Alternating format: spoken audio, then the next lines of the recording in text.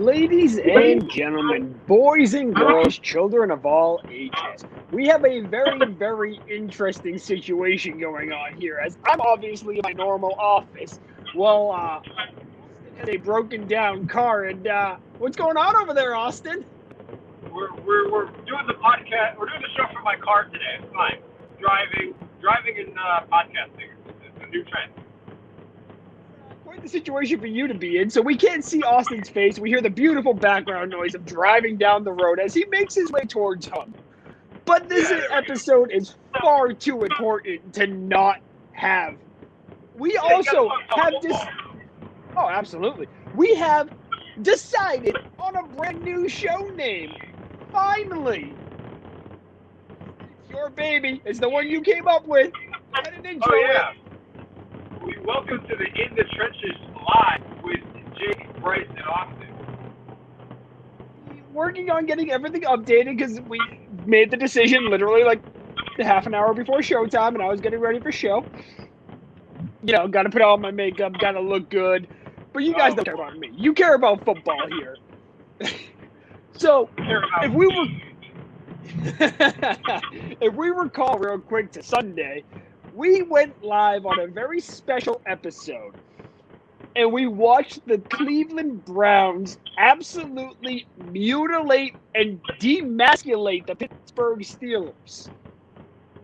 I love the verbiage. 28-0 at the end of the first quarter. There was a small comeback. I mean, we said everything we needed to about that game. Yeah. That game. There is one quick thing I wanted to say. The Steelers need to just be quiet. The members of the Pittsburgh Steelers, I know Chase Claypool was running his mouth saying something about the Browns, saying that they weren't ready to play or something like that. It's like, dude, you just need to be quiet now. You guys have no more room to talk. It's time for silence. After you get beat like that, you lose the right to talk. That entire team's going to get overhauled this offseason anyway. I mean, they're going to have to make a decision between Bud Dupree and Juju. One of them's going to leave in free agency. One of them's going to be franchise tagged. I realistically think they're going to franchise tag Bud Dupree. Juju's going to walk. Yeah, Juju's out. Marquise Pouncey just retired. I didn't see that, really. Yes, okay, Marquise Pouncey has retired. I wouldn't be surprised if guys like Alejandro Villanueva follow. Yep. Today's announcement on retirement was Stanzo from the Indianapolis Colts and Marquise Pouncey both announced they were retiring today. Nice. So Pittsburgh is going to look completely different next year, whether they want to admit it or not. Big Ben should probably retire, but we'll probably see him next season. He'll probably still be there. The issue that I have with the Steelers is that they've gotten away from what they're known for. If you look at teams historically, Green Bay is known for throwing the football. You know, we've always had that guy that slings the rock. You know, and we still do that. Aaron Rodgers is the best in the league at it. Steelers are known for being a run-the-ball, heavy defense team, and they can't run the football to save their lives. And it adds so much pressure to whoever you have under center. And I'm not trying to make excuses for Big Ben because, you know, he's just been horrible in many moments this year.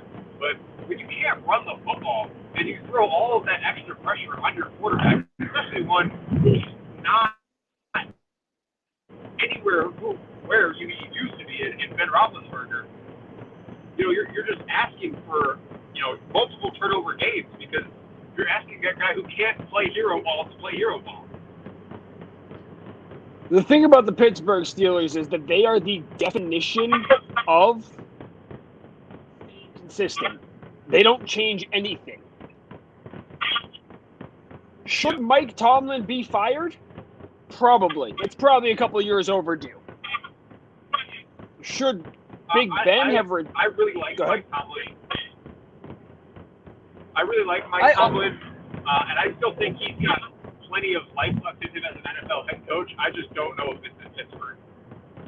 I also like Mike Tomlin a lot, and I also agree. I don't know if Pittsburgh is the right fit for him anymore. He's lost that locker room, quite frankly. Yeah. Much like we talked about Doug Peterson losing the locker room, he has also lost the locker room, and he cannot get control back of it because it started with the Le'Veon and the Antonio Brown situations. Yeah, he's out. And Peterson was fired. Yes, Peterson has been fired. We were going to get into that a little bit later, but might as well use this as a shitty segue because this show sucks. Philadelphia. What the hell is happening there? I think you have to lay a majority of the blame at management. I don't think you can really blame Carson Wentz. Carson Wentz is kind of he is who he's always been. You know, he's going to make plays outside the pocket. He's going to ad-lib. He's going to have sloppy mechanics, but he's going to, you know, he plays a lot like Ben Roethlisberger used to. It's a lot of backyard football. And Doug Peterson, you know, I think he's kind of full of himself, or was full of himself. You know, after he beats the Patriots in the Super Bowl, and you know, Philly wins their first Super Bowl, he writes a book called Fearless. You know, it's just things like that where you can tell that it wasn't going to be a sustained. And there was going to be no dynasty there. You know, when you see Kansas City and you look at Andy Reid and Patrick Mahomes, you say, okay, well, that can win for another 6-7 years. I don't think anybody was thinking that Doug Peterson and Carson Wentz and that team were going to be, you know, major contenders for 5-6 years after winning the Super Bowl. After winning the Super Bowl, it was like, okay, well, it's time to just go back to being average.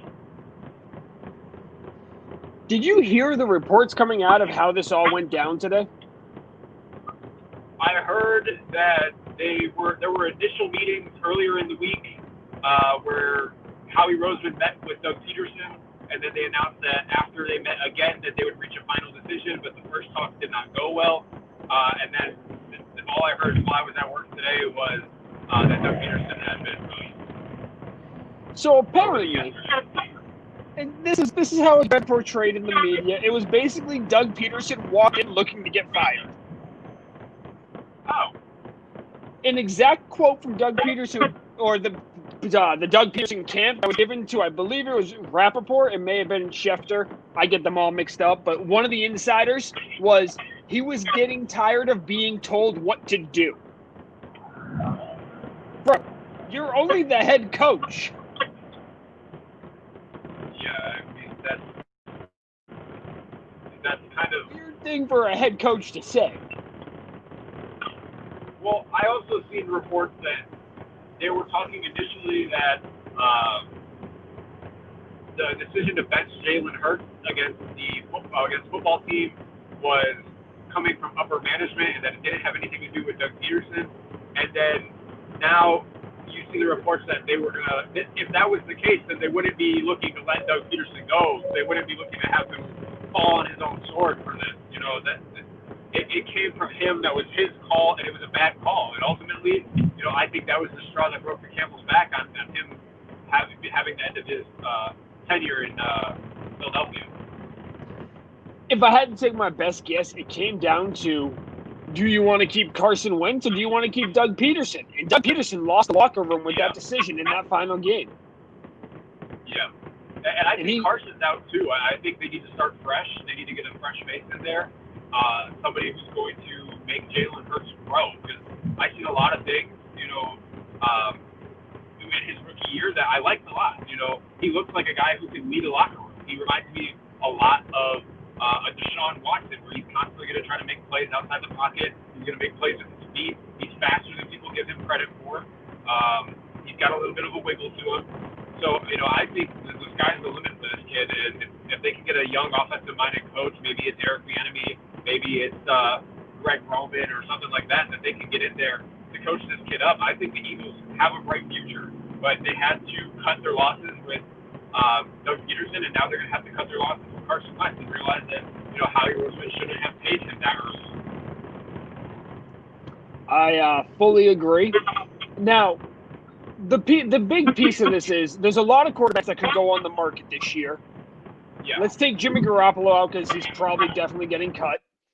So let's take the trade market quarterbacks. In reality, if I'm being honest with myself, no matter how bad I want to see it, I don't think Stafford goes anywhere. I don't think Wentz ends up going anywhere now that Peterson's gone. I don't think Deshaun gets traded. I don't think Tua gets traded because it would be a Deshaun for Tua straight up kind of thing. I think there's going to be more hype to this than that's going to actually happen. And it sounds like we're losing Austin. He's coming in and out on my end right here. I do. There he is. Can you hear me? Yeah, you're good. Go ahead. You hear me? Okay. So I think the Tua Watson thing actually makes a lot of sense. If I'm Miami, if I look at what kept me out of the playoffs this year, it was quarterback play. I mean, I can't go toe-to-toe with teams like, the Bills who have dynamic quarterback play when I don't really know what I have with Tua, and my roster is good enough to win now. If you look at what they were able to accomplish on defense this year, I mean, they were excellent against the pass. They flooded you with the run game on some days. Their special teams was well coached. And Brian Flores is an excellent head coach. And that missing wheel is a guy like Deshaun Watson who can elevate and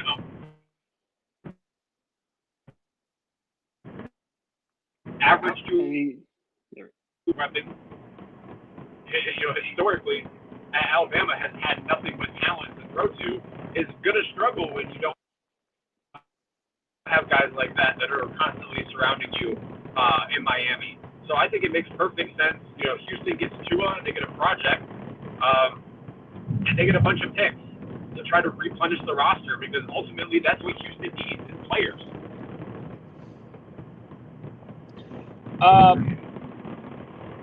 Personally, I don't want Deshaun Watson going to the AFC East for obvious reasons. At the same time, if you put Deshaun, hang on. If you put Deshaun on Miami right now, are they good enough to be in the Super Bowl? I don't know if they're good enough to win a Super Bowl, but I definitely think they're good enough to win a playoff game and get into the playoffs. You got to think even with how impressive Miami was in some stretches down this year, they still didn't make the playoffs. And if you want to say, they won 10 games or whatever, I mean, ultimately that wasn't good enough in the AFC this year. So they didn't make it. They didn't make the tournament. And I know there's a lot of guys in that Miami locker room, Damian Howard, who had a career year. Guys like that are upset that they're not in the tournament right now. So you need to get a guy in there. If you are not 100% sold on Tua, you need to get a guy in there that's going to do that. Or you need to take that third pick in the draft and you need to draft somebody else. Whether it's Zach Wilson, does Zach Wilson fall out of the top 5 though? I don't think Zach Wilson's going to fall out of the top 5, but Miami's got the third pick in the draft. So. All right, so real quick, Austin, how far away from home are you? About 15 minutes. You're cutting in and out. I have JD in the background here. I'm going to pull him up and pull you off until you get home.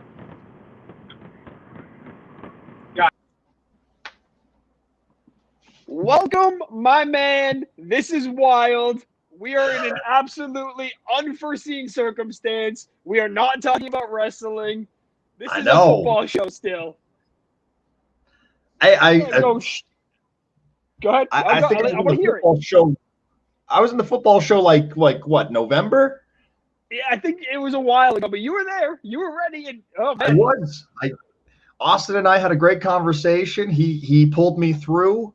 I did watch a couple of games this week because now that things are calming down and there isn't 16 games going on every week with unknown time frames and delays. I got to watch a little bit of playoff football. Oh, so, I love playoff football. So what'd you think? What'd you see? Give me your thoughts on whatever you watched. Okay, so I was intrigued when I got a notification on my phone and it was like, "Hey, Jake's going live on Twitch." And then I hopped on and you were freaking out about the Steelers, which was awesome and amazing. And I'm sitting there going, "He's going to jinx this. He's going to jinx this." But because it's the Browns. It's the Browns. Yep. And now, looking at the brackets, there's nothing I want more than the Browns and the Bills to meet up. Just so we have this. These teams haven't been in the playoffs in years or had a playoff win. The last Browns playoff win was in 1995. You and I were just wee little lads back then. I was 1 year old. One. Now you're making me feel old. I was 5. So that was awesome. I enjoyed it, but I was also kind of listening in on what you guys were talking about. Deshaun Watson to, what was it, Miami? Yeah, so the rumor trade would be Deshaun. Ignore my dog in the background. I have locked in his own room because he's trying to, have fun with another one of my dogs. Kodiak, Right. lay down. So Deshaun Watson to Miami for Tua Tagovailoa, which is another quarterback. But with Deshaun, with Tua, Miami would also send the number 3 overall pick in this year's draft. I believe it's the number 23 as well. They have 2 first-round picks, a first round next year, and a second round this year. So 4 draft picks and Deshaun Watson. And then and Tua Tagovailoa to Houston, who has no first-round draft picks for the next 3 years. They've already traded them away. So now you take that 3rd overall pick and try to, or the 23rd, whichever one you want, and try to flip that for more picks, because right now Houston desperately needs more talent. Right. They need to rebuild and restart that entire team. So this is the best case scenario to do that, because they're going to outright cut J.J. Watt. They're not going to be able to get anything for him on the trade market. Yeah. Everyone knows he's just going to up and get cut. And that's, and Miami, as you guys, you and Austin were talking about, could they be a playoff team with Deshaun Watson added on to that team? We saw how they did with what was that quarterback just a couple of years ago? A couple of years ago, they've had a lot of quarterbacks in the past few years. When they made the wild card, and he was throwing pretty decent. I can't remember his name. And I know it's on the tip of my tongue too. I don't think Miami's made the playoffs since like 2002. Has it really been? I don't think it's been that long. I thought it was only like a few years ago. They had they made the wild card and then like immediately got eliminated. Yeah. So last time they won a playoff game was in 2000. They made the playoffs in 2016, and I'm gonna find out who the quarterback was. Yeah. See, there we go. It wasn't some big. It was a name that was getting a lot of hype going into the playoffs, but he was pretty mediocre, pretty average. And I think even if that was 4 years ago. So as you can see, I'm a little dated. How did I not know that? It's the current, now he's been in the playoffs 2 years in a row with his new team, Tennessee Titans, Ryan Tannehill. Thank you, Tannehill. See, I knew it was up there. But yeah, he was playing pretty good, and everyone was like, "Oh, this is going to be it. This is going to be the new team that's going to be making it to the playoffs and everything." If you put Deshaun Watson into that kind of into that team, mind you, again, I'm working with some dated information, but I don't see them. I could see them going to the playoffs, especially with the AFC East, which is kind of weak at the moment, besides the Bills. But the AFC East has always been a one team, division. One team dominates, and it's been like that in every era. Right. For the AFC East. No matter how you look at it, back in the 90s, it was the Buffalo era. 2000s, since 2000, it's been the Patriots era. We look like we're going back into a Buffalo era, but if Deshaun would get traded to Miami, then we could actually have some AFC East competition for once. Because the Jets are going to be irrelevant no matter what they do for the next 20 years. Who, the Jets? Yeah. You're being very modest about that. 20 years? Really? Okay, I say 20 years because at any point they could have 7 number 1 draft picks and miss on 6 of them, and the 7th one finally gets to be good. Right. And then maybe they'll go halvesies on their team record. By all accounts right now, they should absolutely have that number 1 pick. They screwed themselves. I was going to say, how did your 0-32, little prediction go there? You know what? No, I didn't expect the Giants to figure shit out with Joe Judge as the head coach. So I didn't take that into account. I saw the Giants are a dumpster fire. Yes. Joe Judge apparently put them to work, and they decided to win a few games. I'm pissed. My prediction was wrong. The Jets decided to screw me completely and win the last 2 out of 3 games of their season. I like this. I'm looking at the comments that we had, and it was Martin. We're not gonna bring up, I was gonna say we're not gonna bring up your comment. That's weird. Right, but it was Martin bringing up the stats for us. So I just find that. If I'm Houston, I'm asking Miami for a lot for Watson, especially after Miami traded Tunsil to Houston and got several picks for him and Chad Pennington or Matt Moore. The Chad Pennington and Matt Moore is the 2016 season. He then corrected it because Matt Moore was on that roster as well. I did not see Chad Pennington's name, but I didn't dig deep. Ryan Tannehill corrected that. So going back to that Tunsil trade, what ended up happening, Houston got Laremy Tunsil from Miami for 2 first-round picks, which is the situation they're in now. They don't have those 2 first-round picks. Right. So this number 3 overall pick actually does belong to Houston already, but via trade, it is Miami's pick. So in reality, they could just get their pick back. Yeah. I mean,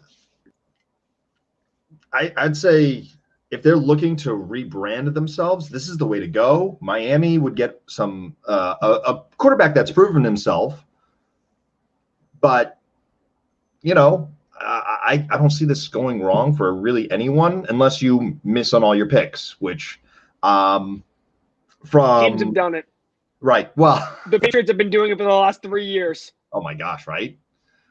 But no, so, real quick. Deshaun Watson to Miami makes the most sense if that's going to happen. If Deshaun's going to get traded. Right. Now, imagine being Nick Caserio, the new general manager, and you walk in first day in the office and you're just like, shit, my star quarterback wants to be traded.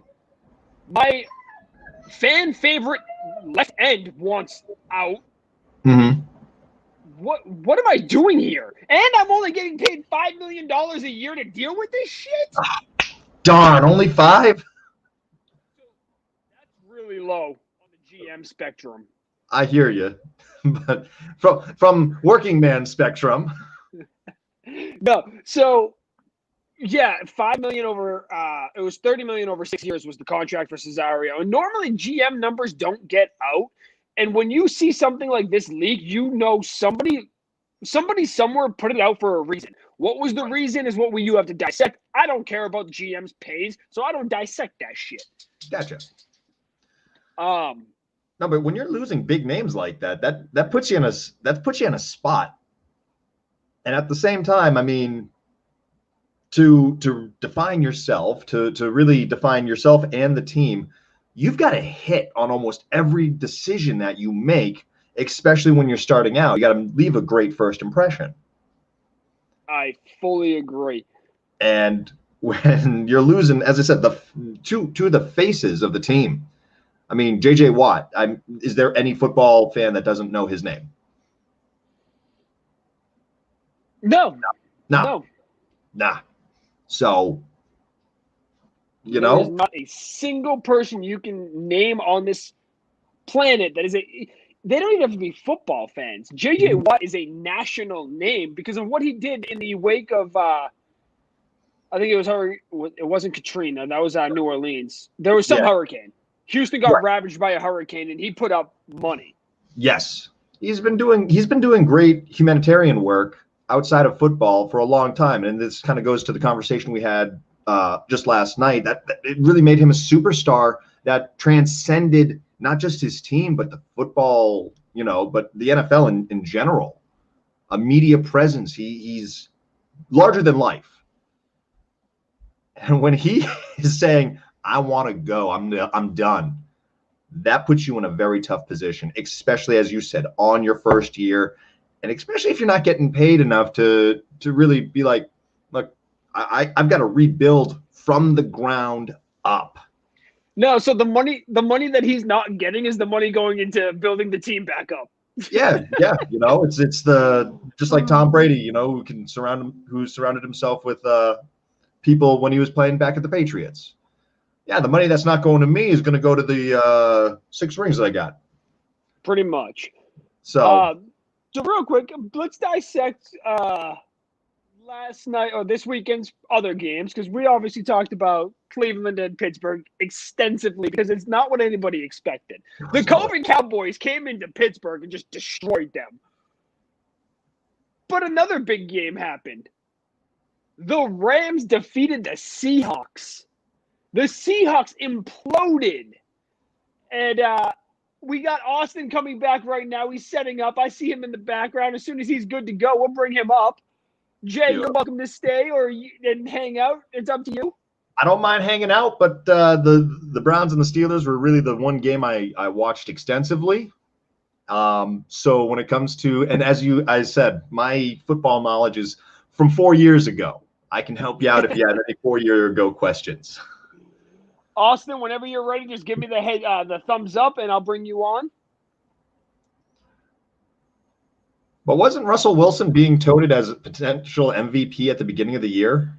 Yes. So for the first about 6 weeks of the season, Russell Wilson was the entire storyline was all of Russell Wilson is the next finally MVP because he's never gotten an MVP vote in his career.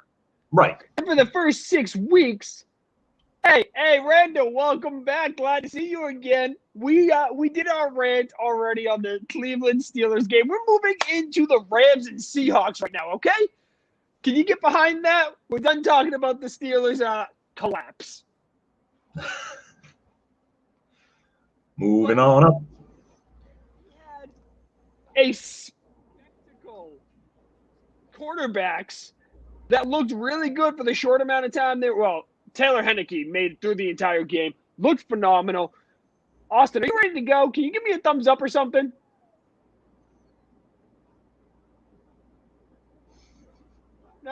No. Okay, I'll bring it up anyway. Hello. Are you struggling? Hey, Austin. There he is. How you doing? All right, he's having issues still. He'll figure that out. Taylor Heineke put on a clinic, and he probably won himself a starting job in the future. Right. Not with Washington. You go up against that defense and do what he did, phenomenal. John Wolford played all of 4 plays, but he looked like he was ready to dissect that Seahawks defense. However, Jamal Adams, being Jamal Adams, right out of the game. Now, my biggest thing about that hit, a lot of my friends messaged me when that hit Jamal Adams put on John Wolford happened and said it was a completely illegal hit. I would tend to agree with you. The way I dissect rules in the NFL is basic, very easy. Mm-hmm. Is it a penalty across the board in every other game except this one? And the answer to that specific hit is yes. That should have been a 15-yard unnecessary roughness. The runner had given himself up.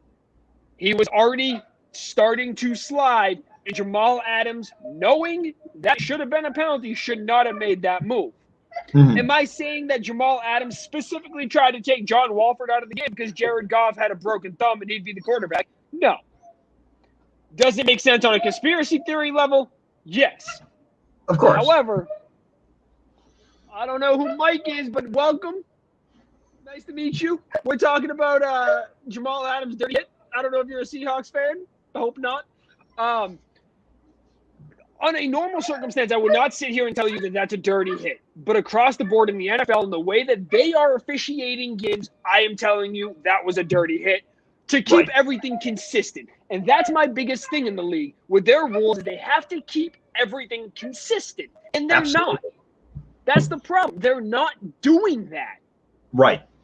And I mean, that's plagued the NFL for years at this point, because everyone, every fan of any team, is always going, oh, that's a BS call, or no, that's holding. And then their offense goes up and you just watch their O-line the whole time. And, oh, that's not holding. It's like, but there is no consistency across the board. There's never, they're really, it's very difficult when they do decide to have the big meeting during the offseason.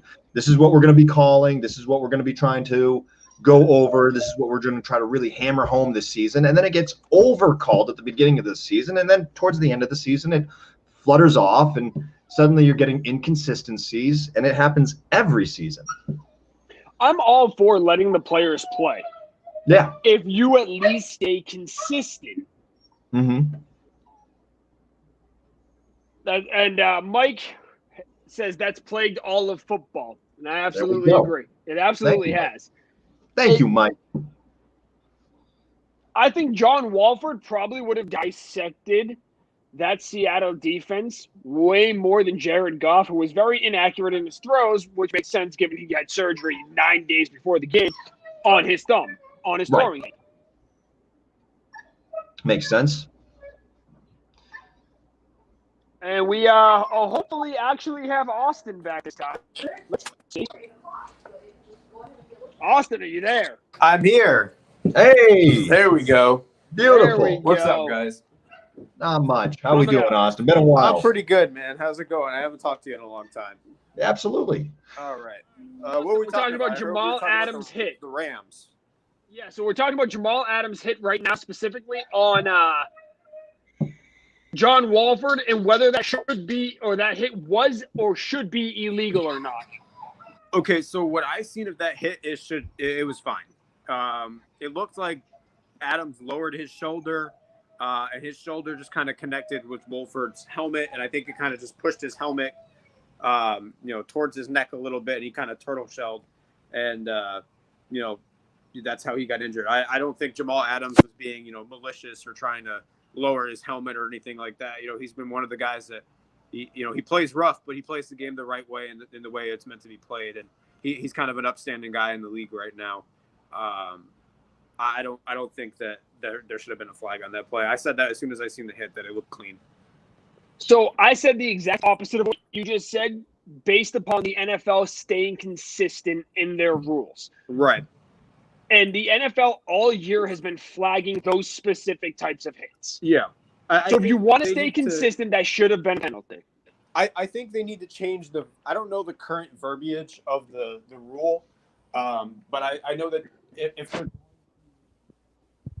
it needs to be something along the lines of any kind of targeting the helmet of the quarterback, whether it's, with your shoulder pads, your helmet, hands, feet, whatever, is going to be flagged, because that needs to be kind of set in stone, because how I grew up watching football is that as long as you don't have head-to-head contact, you're okay.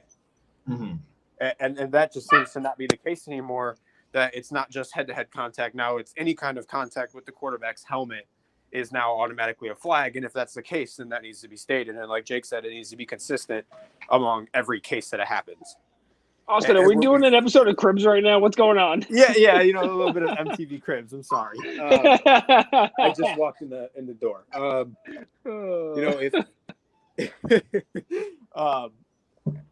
It's just like with the pass interference thing. The reason why they don't call that problem anymore, or that flag anymore, is because they don't have any set rules. I mean, it varies on every case. Is it time to just throw out the rule book and rewrite it? I don't know if we need to go that far. I mean, there's certain rules. There's certain rules that need to stop being fucked with.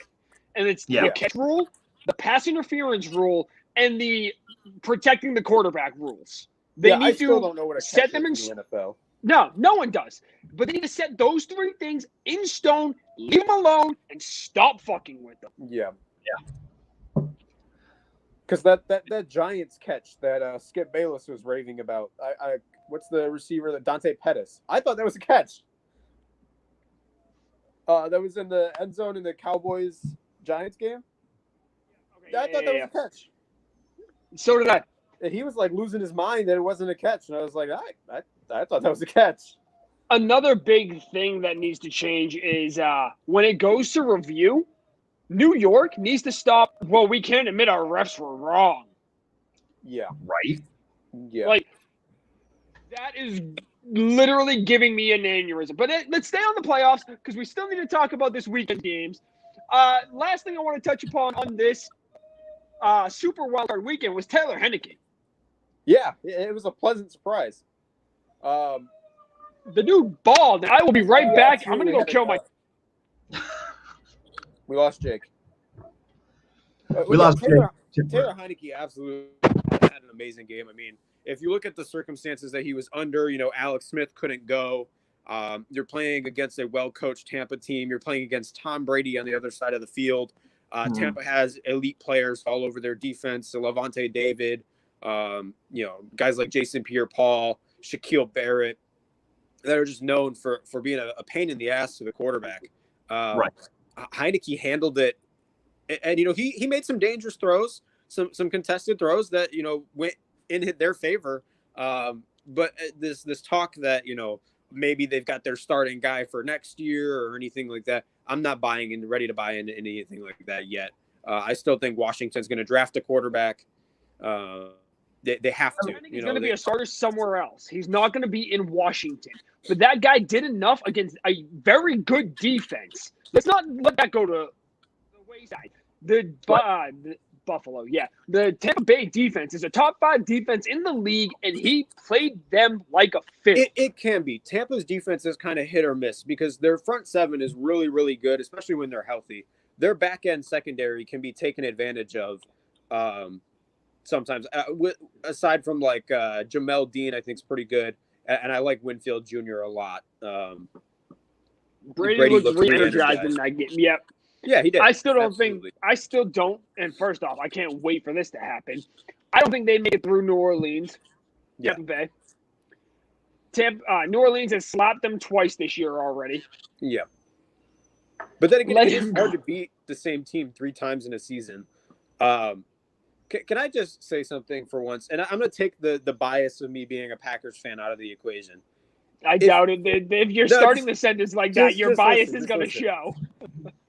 If the Rams beat the Packers miraculously on Saturday, it is a crime against football because everybody, and I mean everybody who respects this game, is dying to see Brady versus Breeze duke it out over a chance to go play Aaron Rodgers to go to the Super Bowl.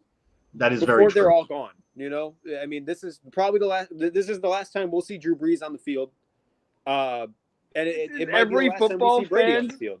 This is every football fan's dream. Instant climax. No, it's the instant climax. The most of these sexual climaxes you can get is this happening. Yeah, and we are there. The average age of the NFC quarterbacks right now is 37 years old. Yeah. The average age of the AFC quarterbacks is 25. Yeah. It's a wild difference. I seen a statistic that's crazy. Baker Mayfield's the oldest quarterback in the AFC playoff picture right now. Yeah. It's crazy. He's only a few months older than Patrick Mahomes, who's also 25 years old. But yeah. Lamar Jackson and Jared Allen. Yeah, wow, that's a name that you haven't heard of in a while, guys. Josh Allen are both 24. Mm-hmm. And Jared Goff is the youngest in the AFC or NFC side, and he's 26. He's the outlier in all of this. Right. Yeah. Looking ahead to these, can we talk about that? Looking ahead to these playoff matchups. Let's do it. All right. Can we start with the Bills Ravens? Because I see a lot of Vegas odds that are leaning heavily to the Bills, and I don't think the game is going to be that one-sided. I think Lamar and the Ravens have a very good chance to go play spoiler to what's been a really nice Cinderella story for the Buffalo Bills this season. I mean, uh, you know, Baltimore's strength is running the football, and the Bills haven't shown an ability to consistently stop teams from running the football. And it's not like an Indianapolis or a Green Bay where they can still throw, but they're gonna be a little bit more balanced and they're gonna run the ball as well. Baltimore is going to run the ball down your throat, and I don't know if the Bills are going to be able to stop that. And if Baltimore can succeed in having another 200, 300-yard rushing game and keep Josh Allen off the field, then you can avoid the idea of having Josh Allen get into a shootout or Lamar get into a shootout with Josh Allen, which is how the Bills are planning on to win this game. I have a theory. And I'm listening. If you watch our wrestling show, I take the pencil and I write some fancy shit going on. I create storylines off the dome piece. Now, this is kind of like that, but this is more of a dissecting the X's and O's football version of that. If you take specifically Jordan Poyer, the safety, crash him up in the box into a linebacker position, and have him spy Lamar the entire game and go into a 3-4, could easily stop Lamar Jackson with that Buffalo defense. Poyer's quick enough. I think that's what they tried to do in Tennessee with Harold Landry. And the problem that you run into is that Lamar can throw the football. And you create inaccurately, but yeah. He's actually his short to intermediate throws are actually very accurate. And if you look at what he's able to do when you create that mismatch, if you get a guy like Mark Andrews on a linebacker, or you get that mismatch where you find Hollywood up the seam, they can hurt you in a lot of different ways. So I think the running game of Baltimore is not just about the running game. It's about they can make you plan so much for the running game that you don't expect to get murdered over the top when Lamar does throw the ball. And, he doesn't throw the ball. He's never going to be Aaron Rodgers. He's never going to throw the ball 30, 40 times a game, and that's how he's going to beat you. He's always going to be the guy that's going to beat you with his legs because, he's the best at it in the league, and that's fine. You can win like that.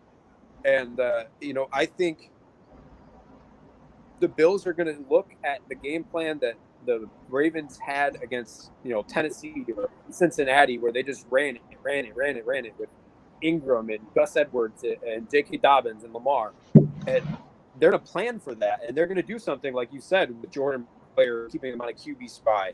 But unfortunately, then you're relying on Micah Hyde to cover, any kind of four verticals type play that goes down the field.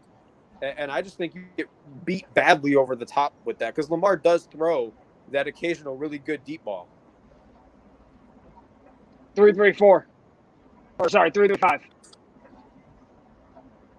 Yeah, I mean, it's going to be interesting to see. Play the entire game and cover 5 with one of them in a spy, and realistically Poyer because he is the quickest.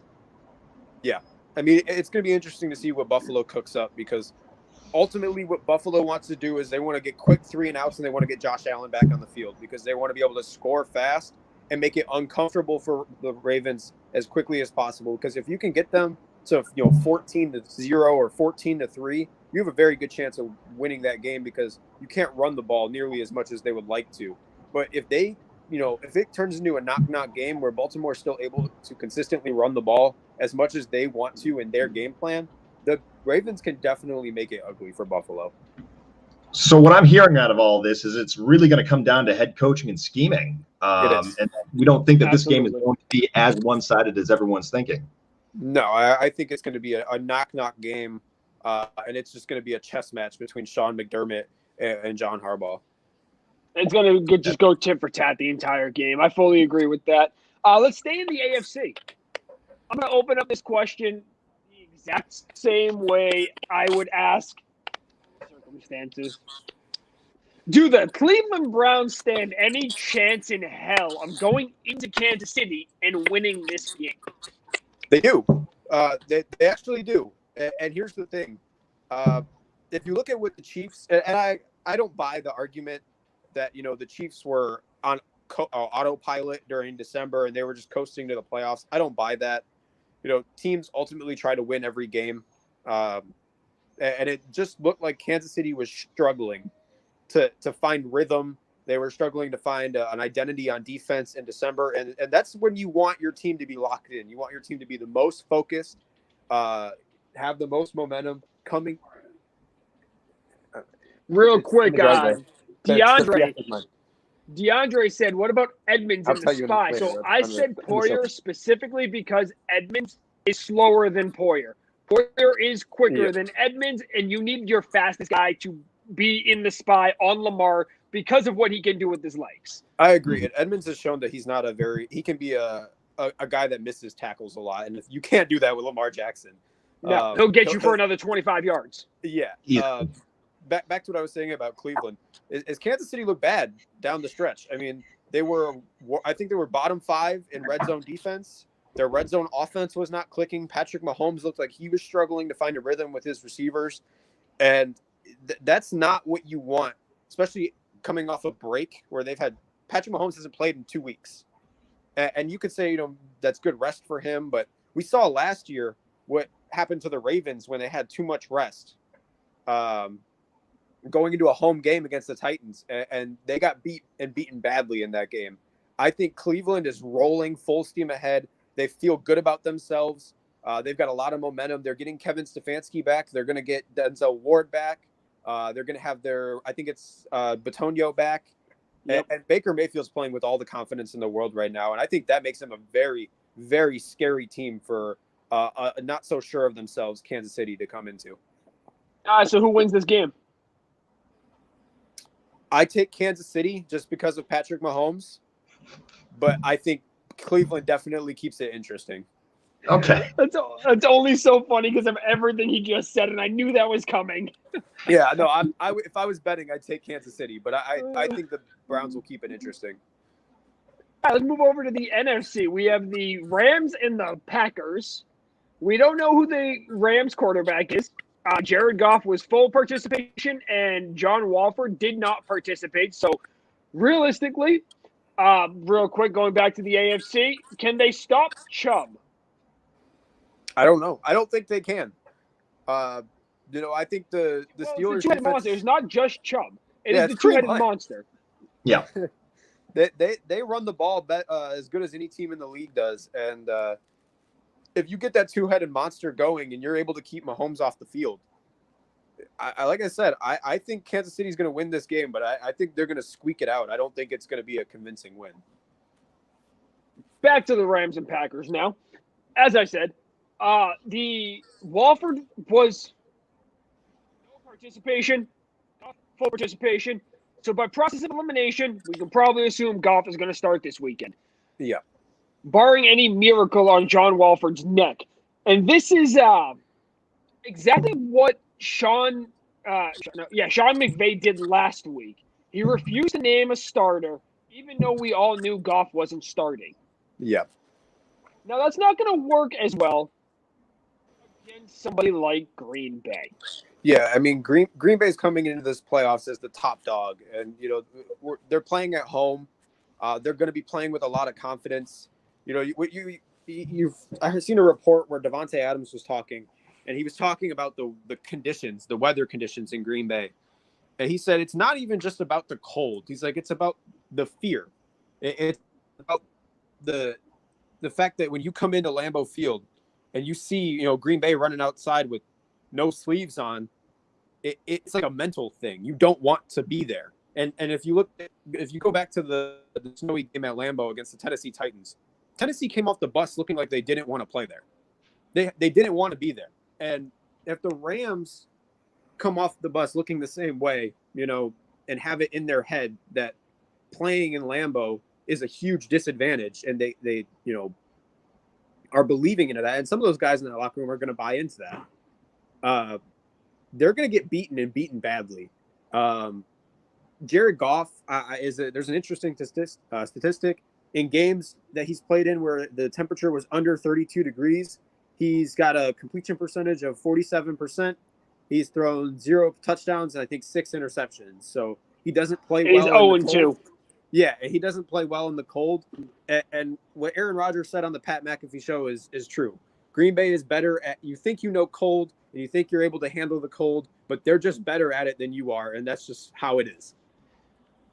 So real quick, Green Bay's about to blow out LA. 4 All-Pro in that game. Green Bay drafting a QB in last year's draft was the best thing to ever happen to Rodgers. I disagree. I don't think it had anything to do with They put a chip on his shoulder. No, I put a Mhm. chip on his shoulder. I can make that argument. We'll do that on another episode. Adams versus Ramsey will be a good matchup. It's literally great versus great. It's going to be fun to watch. It's going to be beautiful. It's going to be different. I think the key is Devontae Adams' footwork in the frozen soil of Lambeau Field. I don't know how Jalen Ramsey is going to be able to get his footing if the ground's solid. You know, Devontae Adams is probably the best route runner in the league, I'd say. And he's not just going to out-physical you like DK Metcalf. It's a much different matchup than what we saw last week with Ramsey and Metcalf. I think it's a much more technical. Devontae is looking to make you look stupid, not necessarily just out-physical you. So it is going to be interesting, but that is a key matchup to watch. I will say if Ramsey wins that matchup, the Rams probably do win this game. I think Green Bay can also gash you with the running game, though. That's the problem. There's so many ways that they can beat you. They can beat you over the top with Marquez Valdes-Scantling. They can beat you with Robert Tonyan in the red zone. They can gash you with the run. Rodgers can make plays. They don't get to the red zone if they can't get the ball to Devontae Adams, though. Not necessarily. There's other guys on that field. Alan Lazard's a beast. Rodgers is the best cold weather QB of all time. I agree. All right, let's just fuck Tom Brady in New England. All right, that's cool. I agree. So, okay, this is a conversation we had on this show many times, and I like to reference it every time this gets brought up. Aaron Rodgers, the most talented QB to ever play in the NFL. Yeah. Tom Brady is straight up the smartest QB to ever play in the NFL. Yeah. Oh, I agree to that. I can see that. Yeah. That is the difference between the two.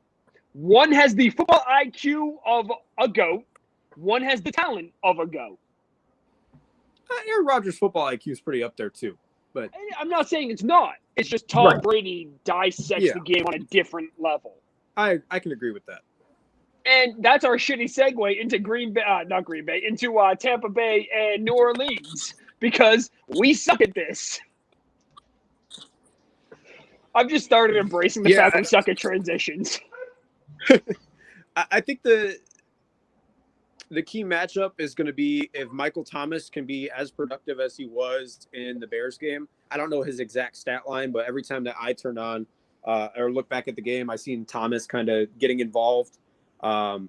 If you can get Michael Thomas and Alvin Kamara firing on all cylinders with that Saints offense, I think that the Saints can make quick work of the Bucs. They can get Brady off the field, and they can take advantage of the Bucs secondary.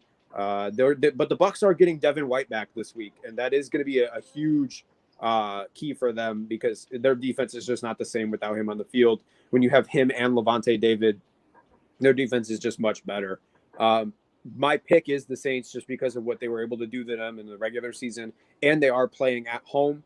Tom Brady now has to go on the road again into a hostile environment in New Orleans and play a well-coached and probably the best roster in the NFL, top to bottom, in the New Orleans Saints. So I do take the Saints to win that game, and I hope the Saints win that game because I'd much rather play the Saints than I'd play the Bucs.